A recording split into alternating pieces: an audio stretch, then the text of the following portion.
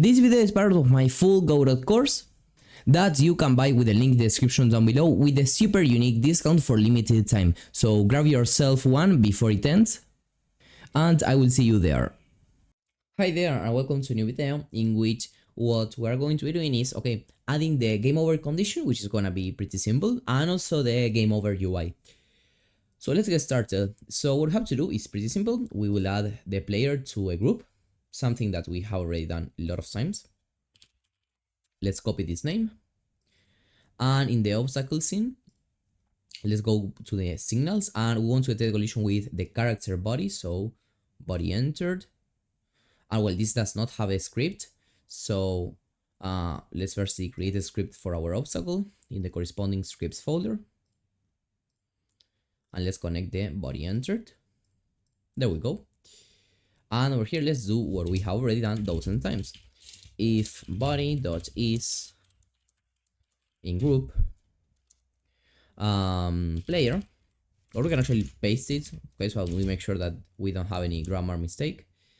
And in this case, what we want to do is not to reload the current scene, but go to the menu scene. So with this, sorry for this, we do get3.change scene to file.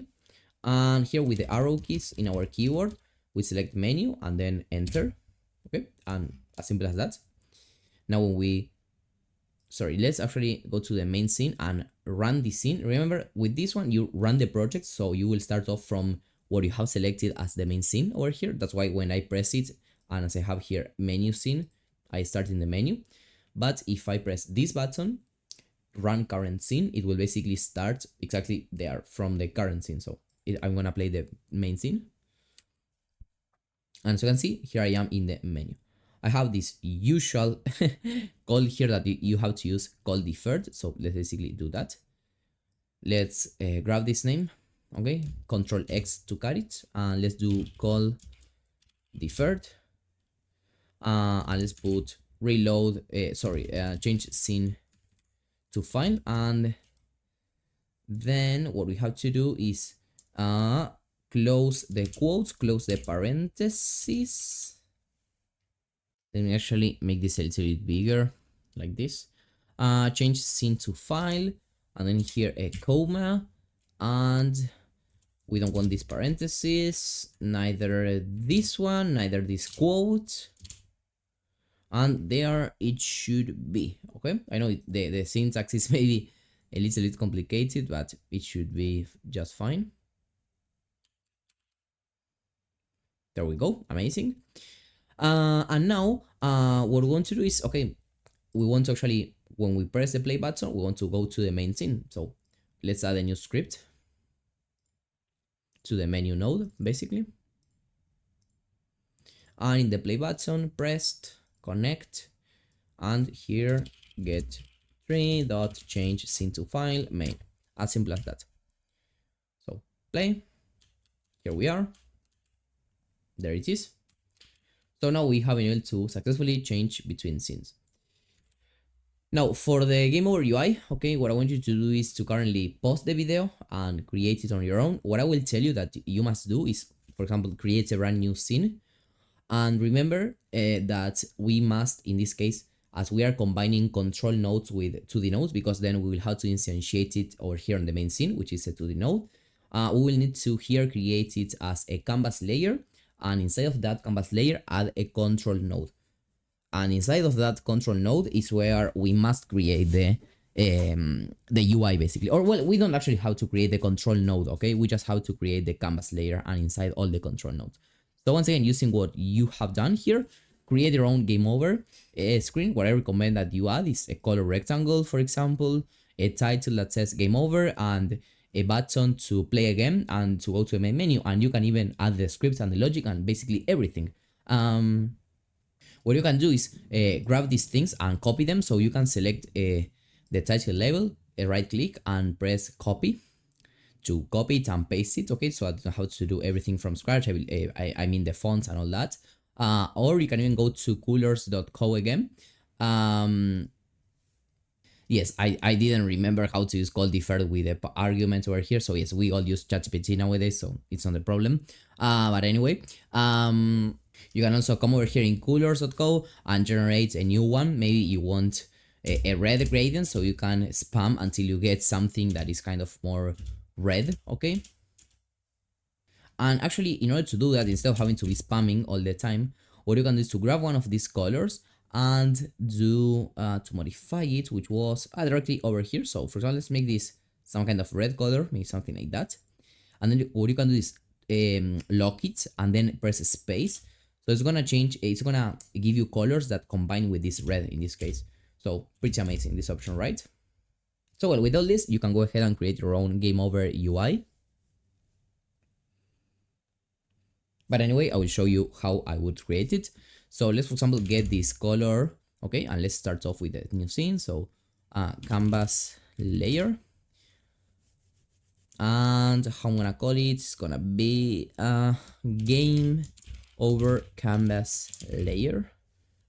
Game over UI, actually, it's gonna be just fine. Game over UI. And I want to add a color rect, which is gonna have this color. Then using the anchors preset, let's make it cover the full screen. Okay, so something like that works. A tip that you can do is to also decrease the opacity, okay, so that it's also going to look kind of better. There we go. What else? We want to have this title and play button, so I will select both. Okay, so I am in this one. I'm holding down now Control, and I will left click on this one. Okay, and just like this, I can right click, copy, and then right click, paste. There we go. Of course, here the colors maybe do not combine very well. This one maybe does combine. What you have to know, first of all, is that, okay, here what happens with the styles is that if I change here a style, so let's go to the normal style. So let's change this color. Let's say I want this to be violet. It should also change in the menu, as you can see. So why does this happen? So first of all, let's press Ctrl Z to undo this change. There we go. So what we have to do is to actually make this resource unique, okay, because it's being shared. So what we have to do is to go over here and make unique all of them. Unfortunately, yes, this is the only way. So let's go over here in all of them, or actually, as we want to modify them, let's delete all of them and just keep the one that is normal, and then we'll have to load it in as we have done in the menu. So first of all, let's define which color we want this to be. So I'm looking for, I don't really know. I like this one, for example. This palette looks cool. So let's copy this color, play button, but let's make sure that this one is unique. So it should say stylebox flat. Let's paste it, and as you can see, you should not be able to, as you can see, have the color duplicated in both. So there we go. And now that we have it, we can save it as, I'm going to be calling it game over UI underscore button. It's been saved in the scene, so this is not correct. Let's create a new one for styles, a new folder, and let's drag and drop these two there. There we go. And this is not our play button. This is going to be our play again button. So let's call it play again. And yeah, maybe we need to make it a little bit bigger, something like that. Let's center it. And here for the title label, let's put game over. And once again, let's use another color. Maybe this kind of yellow. Colors, font color. There we go. You will see that this one does not reflect on this title because it is not a resource. What is a resource, for example, are styles that you have to create here a new thing. But here colors are not a resource. We can also, what I would like to do is to separate it in two. And then what I will do is I will just make the fonts a little bit bigger. So maybe 80, even more, I believe. 120. Yes, I like it, pretty big. Okay, let's move it up. Something like that works. And I will duplicate this play again button.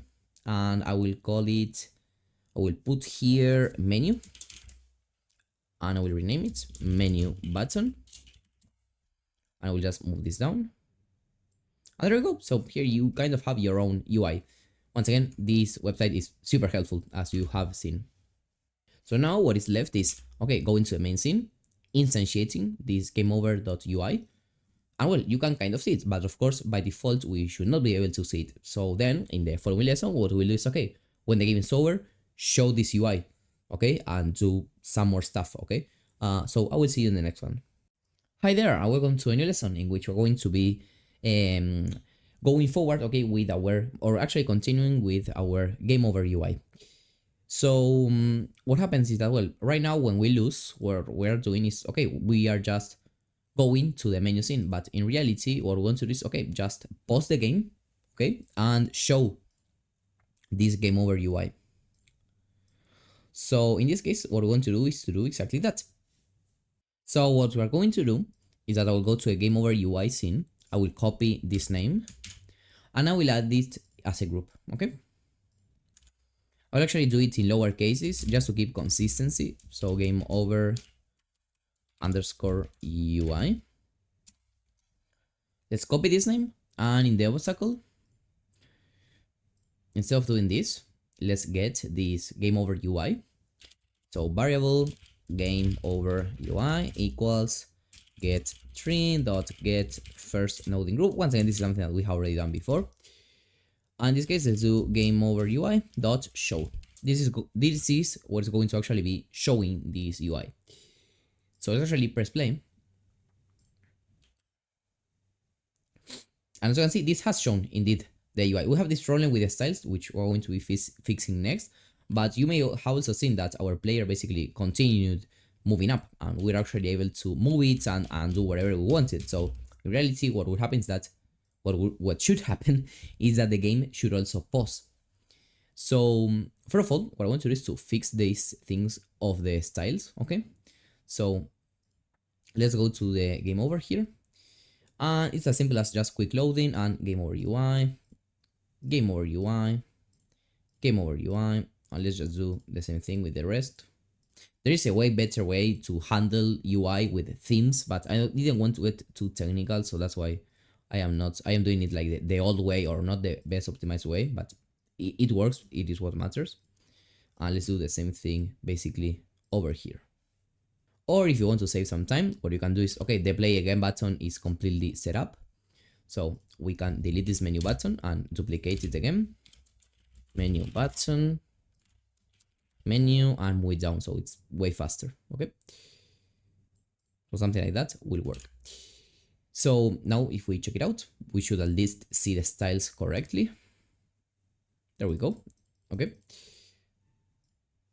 But what we also want to do is, okay, to pause the game when the game is over.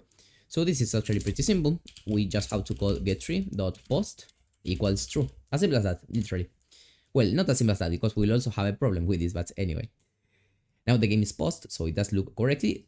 But well, right now you cannot see it, but we cannot actually press on these buttons, and I will show you that. But of course, for that, we have to go ahead, add a new script here. And I just want to set up the buttons, okay? So I will connect the press signal of the play again button. The same thing with the menu button. Okay, and for the play again, what I just want to do is, okay, reload the current scene. Reload current scene. And for the menu one, get tree dot change scene to file menu. As simple as that. Now when we play, we will kind of see it working. Well, not actually, because when I want to click them, nothing happens. So remember that what we have actually done before is that we have paused the game. And when we pause the game, the buttons will not answer to our input. So if we want them to answer, we have to go to a game over UI inspector. And here we have process, and we have process modes. They are pretty simple to understand, and actually here the documentation does an amazing job explaining them. But basically, we want them to only process when the game is paused, okay? So this will make sure that when the game is paused, they are processed. It's basically that.